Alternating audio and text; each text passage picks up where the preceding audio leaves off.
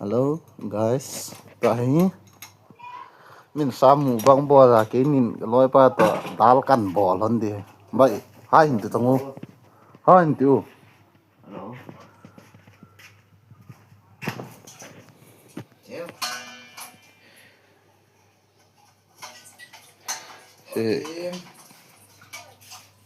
Có cái nôm ha. che ka me hon ho dal me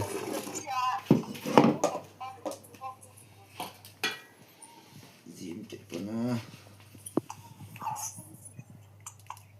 wow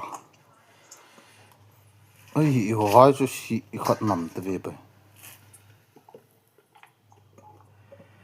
ka loi pan mu bang an bol de ve wo akhala ho ipian kilo ha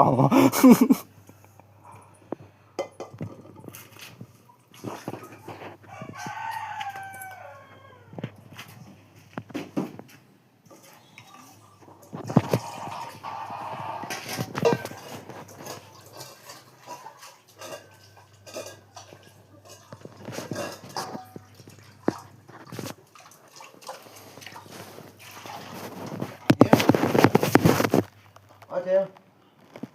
Mình mua bông sa bột là cái nhìn đal mía các bột luôn rồi là mua bông. Ra các bột đó luôn này. Cái này. Let's start it. Nè thế. Nè. Bột khác lỗ bé bé bột cái tiếng rồi là cái này. Mình đi sẵn luôn đấy mình sẵn thì tính sẵn là hết ta các bột luôn. Khánh đi mình sẵn lòng chưa. Anh em thì nó có vẻ bên gì. YouTube aku nak akan delete.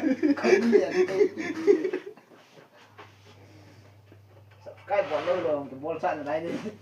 Nó là mặc phong mũ bông. Tụi ai bản đây anh à.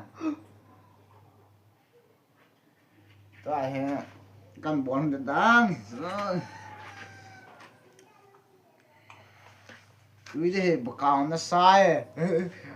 Khát dẹp thế hề guys. Gạo bông chơi trên là lại bộ cao.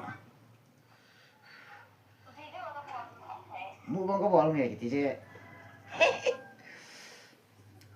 Dal mẹ nà dal tao nà as bông sơ gọ tao bày lal tao ấy pipi cái chỗ hoàn ta.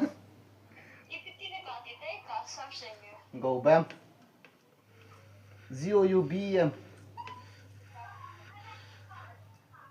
Cáp lưỡi lòng tâm này hả chứ thêm. Share lòng hình bol lo.